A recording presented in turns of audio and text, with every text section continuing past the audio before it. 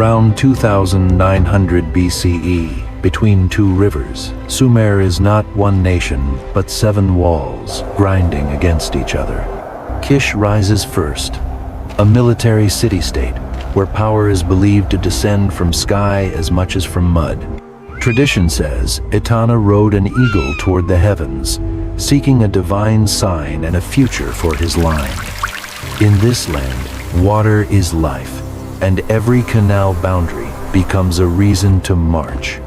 Myth becomes a weapon as Etana gathers Kish and turns belief into disciplined ranks.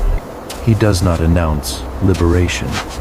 He lets rival cities feel Kish approaching across dust and reeds. Yet Sumer has too many centers, and no single throne is large enough for every proud gate. When stories fail, people turn to what will not lie. Clay, reeds, and marks pressed into wet earth. War begins as belief and ends as evidence, stamped and carried through every doorway. Beneath the dust, Sumer writes its long conflict in water, grain, and threats kept just beyond the frame. Orders no longer ride the wind. They stay on clay, sealed so no one can deny them. Before walls fall, the scariest force is not bronze, but certainty settling into men's eyes. The river that connects cities is also the road that brings them together to fight. As one legend closes, another record opens. And Kish steps deeper into the age of proof. By about 2600 BCE, Enmebaragesi does not want to be remembered only in tales. He wants to be confirmed.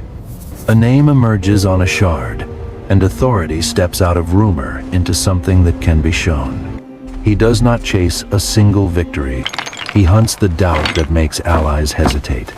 Spoils are counted, weapons are taken, and messengers carry proof, like a verdict from gate to gate. But the spiritual heart of the land is not Kish. It is Nippur, where legitimacy is weighed. Whoever reaches Enlil's sanctuary can claim to speak for all Sumer, at least for a moment. From that day, war is not only on plains. It enters sacred corridors and ceremonial air. Names stack on shelves like bricks, so power can stand across generations of forgetful seasons. Kish is not only strong, it seeks legitimacy, and legitimacy always demands a price.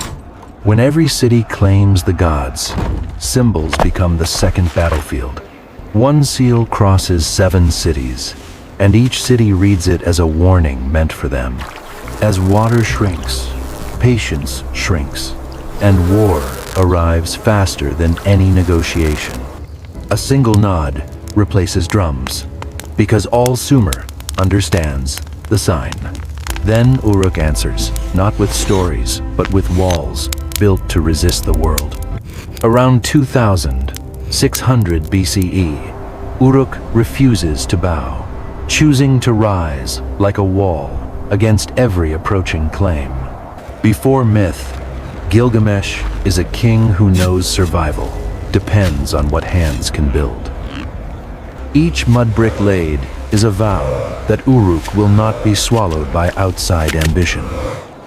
Walls keep people in, but they cannot keep the hunger of rivals out. Gilgamesh does not need to charge. He stands, so the city knows someone stays. War arrives at the gate like an uninvited season, and no one bargains with the wind. Inside the walls is fear, outside is ambition, and between them is heavy silence. As cities build walls, Sumer becomes a maze, and the exit is always conflict.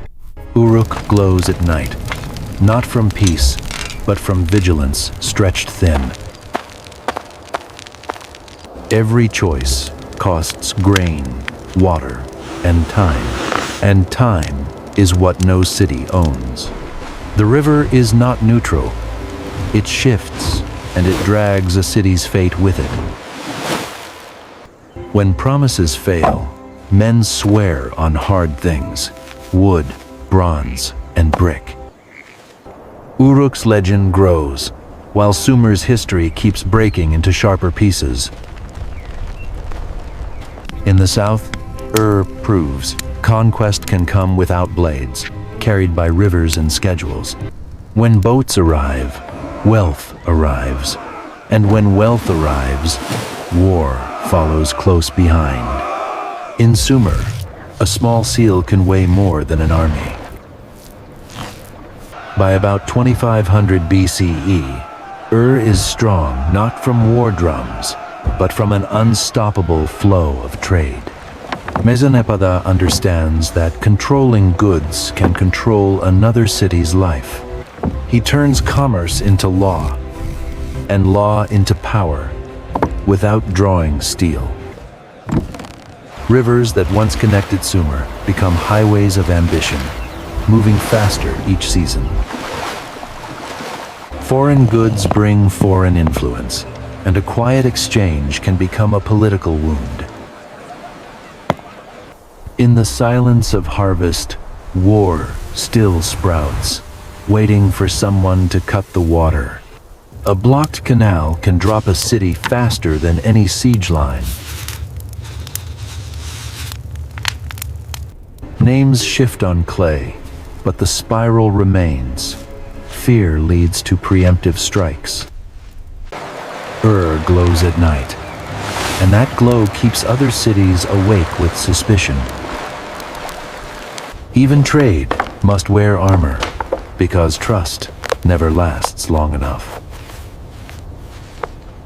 Water borders become pride borders, and pride always demands payment. Becomes a power, and in Sumer, power always invites new enemies. In Lagash, a different kind of king prepares to make memory heavier than clay. When clay is not heavy enough, stone is raised, so the land must remember. Around 2450 BCE, Lagash does not want to survive. It wants to impose order on water itself. Eannatum arrives as discipline made flesh, silent, steady, and hard to stop. No shouting is needed, only rhythm, and the enemy feels the crush. War with is not only land, it is canals, fields, and irrigation that keeps children alive. When water is cut, war stops being a choice and becomes instinct. Above the plain, vultures circle, an omen of what humans are prepared to do. Victory arrives not with screams, but with the moment the enemy turns away. Eannatum does not only win, he nails victory into stone, so no one can argue. In this age, war does not only kill, it rewrites history. The winner tells the final story, and it will be taught as truth. The more truth that is claimed, the more Sumer tires, because no one yields the center.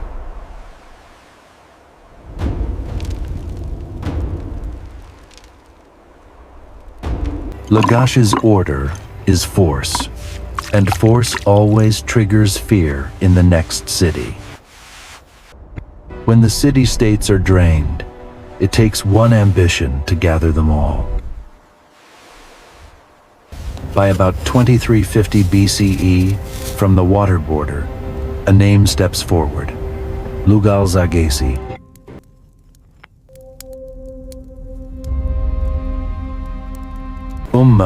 Is born in dispute, and dispute forges men who do not stop. Rumor travels faster than armies, and when it arrives, gates begin to lock. Sumer waits for an ending, but the ending will not arrive as peace. 7 cities, 7 fears, 7 reasons to strike first, and none to trust after. One hand wants to grip both rivers in a single fist. When Sumer is tired of tearing itself apart, the unifier appears. Lugalzagesi begins in Umma, where conflict is the air people breathe and the law they expect. He does not seek a victory. He seeks a map with only one color. Unification begins by refusing to stop after the first collapse. The road between cities is no longer trade. It becomes a marching route. Many cities fall to fear before blades arrive within sight.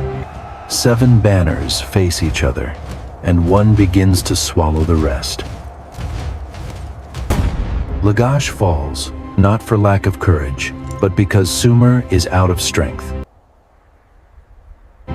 Unification begins by silencing voices, not by reconciling them. Everything returns to the river. Hold it, and you hold Sumer. Kish, the name that opened the story, goes quiet like a page folded shut. Nippur watches through ritual, yet no one listens to prayers now. When one man gathers the land, the scribe's task is to record what remains. Is not burned. Is strangled when flow sits under one hand. In Sumer, hunger is the unifier's silent ally. Every road leads to Uruk, the walls that once defied Kish and dared the plain. When Uruk's gate opens, Sumer imagines a single heartbeat at last. One banner replaces 7, and one command replaces 7 arguments. For a brief moment, Sumer calls it an empire, and every empire casts a shadow. Once everything is gathered, it becomes a larger prize, easier to spot from afar. From the north comes a new power, and later ages will name it Akkad under Sargon. Hearing those foreign drums, the walls know this is not another civil war.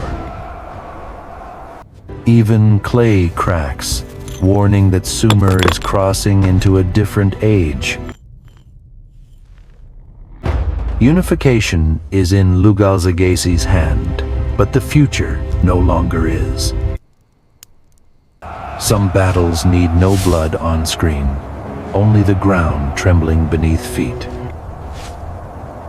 Civil war taught Sumer to fight, but not to stand against a stranger. The newborn empire begins to collapse from outside. By the mid-24th century BCE, Lugalzagesi is defeated, not because he is weak, but because the era changes owners. Sumer can be unified, but not by Sumerians, not at the moment it finally happens. Kings come and go like sandstorms, and only clay keeps their fingerprints. History is not in gold, it is in dried mud and nameless patience. 7 city-states, 1 land, and too many egos to hold peace. The river still flows. It remembers no winners, only its path. If you want to understand Sumer, listen to the silence between carved marks. Every empire begins in mud and ends in someone else's story.